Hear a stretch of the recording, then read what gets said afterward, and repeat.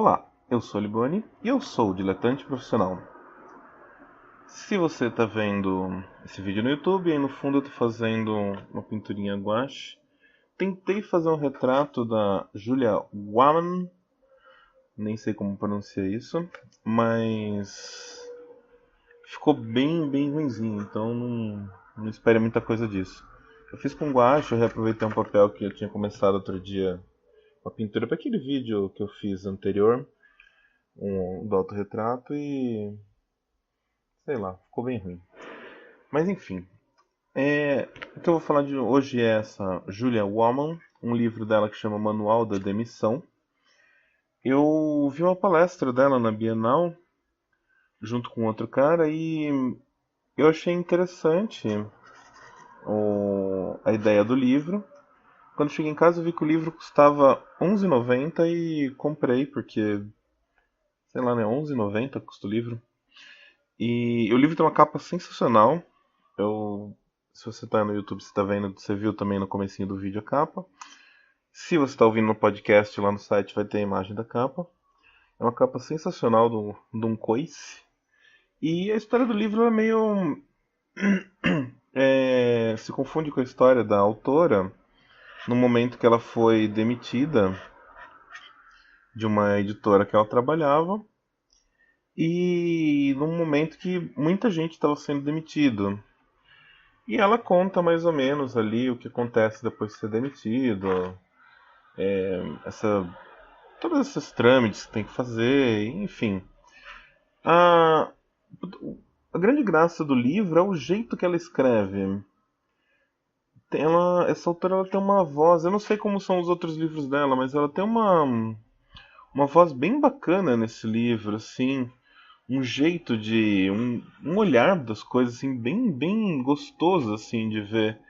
E eu sinto muita falta de livros assim no Brasil, é um livro simples, é uma história simples, não tem nada de rebuscado, não tem nada de poético, não tem nada de sofisticado, mas ele é muito divertido e muito bem feito. Eu ri bastante com esse livro, ele é muito engraçado e é muito gostoso de ouvir esse personagem falando. E eu vou ler um trechinho só para vocês terem uma ideia de como é gostoso ouvir essa. Quando eu falo ouvir, é ler a voz. Eu não sei se vocês são igual eu que, quando tá lendo, você fica ouvindo uma voz na cabeça narrando para você o livro. Mas, sei lá, eu sou assim. Eu vou ler um trechinho e depois eu volto a falar do livro. O patrão ficou maluco numa segunda-feira em que talvez fizesse frio, visto que eu usava casaco, mas talvez fosse verão, dado que a vida na baia de um escritório é de uma estabilidade climática assombrosa. Mas afirmo, era uma segunda-feira, e quando os primeiros foram embora, de repente, com suas caixas, eu só pensava nas 3 mudas de roupa e 2 pares de sapato que eu havia socado numa das prateleiras na sexta anterior. Quando a vida ainda era uma festa e eu tinha um namorado que, fatalidade, me deixou naquele sábado, embora já estivesse me deixando há certo tempo por outra cidade, alegando que não poderíamos namorar a 9.168,38 km de distância. E eu fazia a poliana e via pelo lado positivo. Eu tinha um emprego que amava e uma assinatura nova no e-mail que comprovava que eu estava subindo de cargo, embora, você sabe, é a crise. O salário não fosse subir junto, porque naquela época só o que aumentava era o preço do chocolate, do cinema e do coco na praia.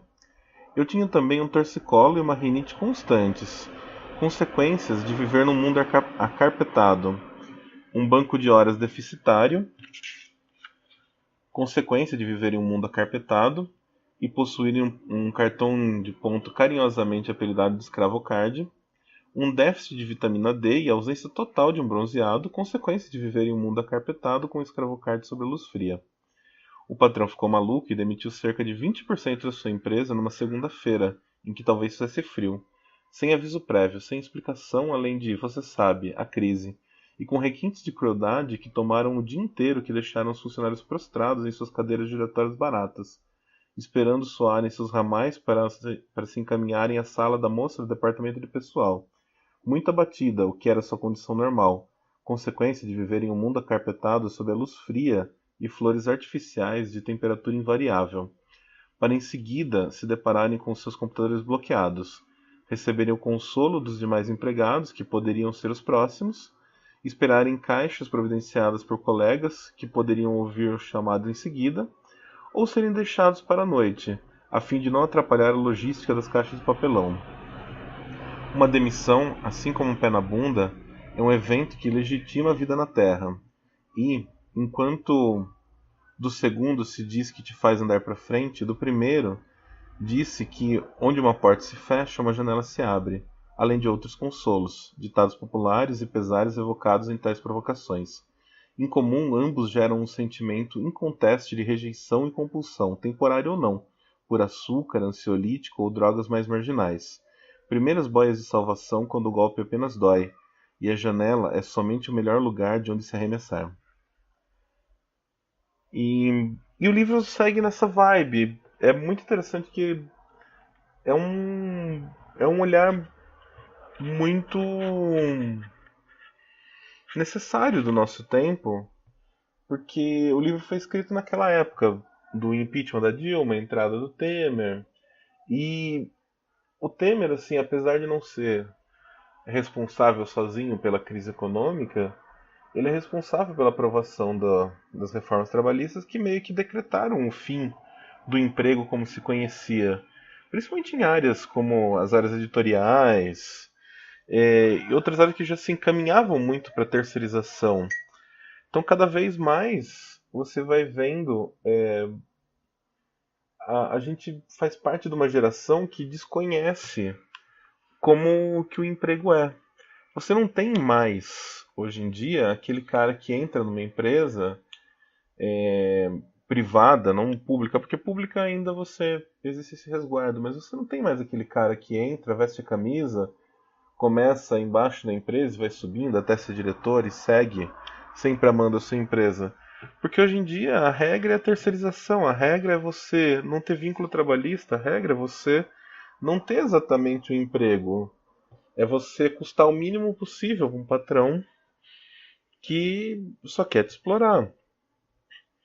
E essa autora, ela meio que retrata essa geração, que é minha, que é de um pouco antes da minha, sei lá, um pouco depois da minha, de como o mundo mudou diante das nossas vidas.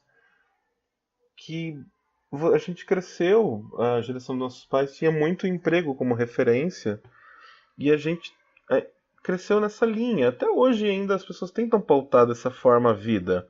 Você faz o colegial, você tem que escolher uma profissão, e essa profissão é que vai definir sua vida.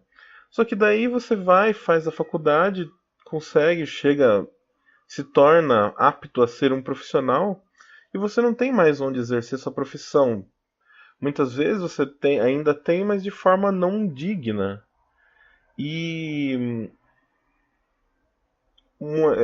se você for ver bem, assim, essa é a primeira crise grande, intensa, que a minha geração, a geração que vem depois de mim, está vivendo na sua vida adulta, na sua vida como responsáveis por si mesmo. E o livro dessa menina, ela retrata muito isso, com um bom humor peculiar, né? Aquele humor, um sarcasmo, um negócio meio seco, meio curioso, mas retrata muito isso dessa geração que está, de uma certa forma, à deriva, que está vendo as coisas se transformarem, que está tentando seguir os moldes que a gente tinha dos nossos pais e fracassando de forma impressionante, tentando recriar, mas sem saber exatamente o que. E é um livro muito curto, um livro muito rápido de ler, muito gostoso de ler.